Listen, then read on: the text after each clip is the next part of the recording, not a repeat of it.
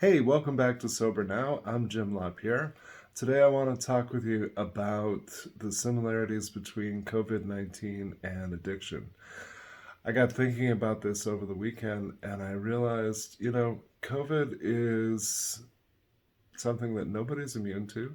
There's no cure for it. A person can be a carrier and not even know it. It affects all of society, not just the person who's a carrier. And in all of those ways, it's similar to addiction. Addiction is such an insidious disease. Obviously, there's no vaccination against it, there's no specific cure for it medically. It affects all of society. It affects the family directly, not just the person who is in active addiction. And so, one of the things that I got to thinking about was how similar those are, and at the same time, how the pandemic affects the epidemic. I'll be honest, there's a part of me that's really tired of talking about the pandemic. It's not that I don't agree with how concerned we should be about it. It's that I want people to care as much about the epidemics as they do about the pandemic. If addiction was somehow contagious, I think we'd be paying a lot more attention to it, and I think we'd be putting a lot more resources behind it.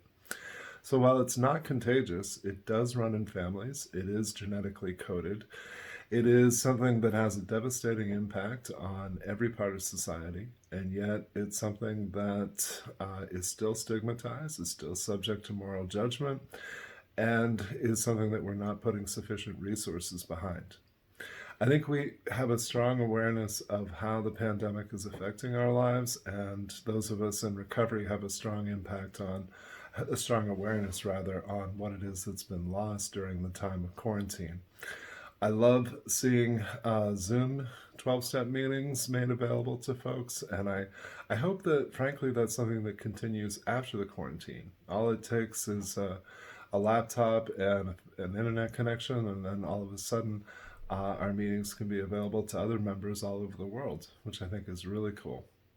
So I want to just draw folks' attention to what's happening presently in terms of addiction treatment.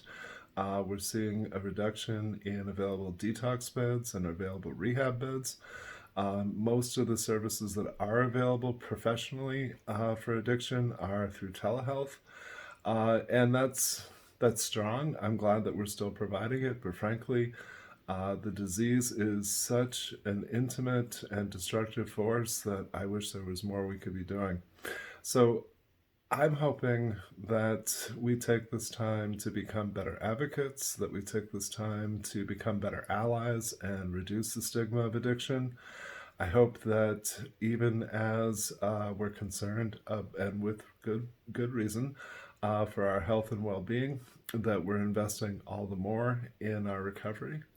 And as usual, would love to hear from you, would love to answer questions or cover topics that you'd like covered here.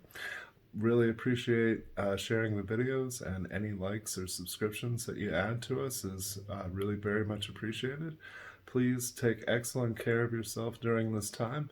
And if you are a person, an affected other, if you're a person who wants to promote addiction recovery in your community, please know that there's a plethora of ways that you can do that. You can do that by hiring people in recovery. You can do that by, if you're a landlord, renting to people in recovery. You can do it by speaking up and reducing stigma wherever you find it.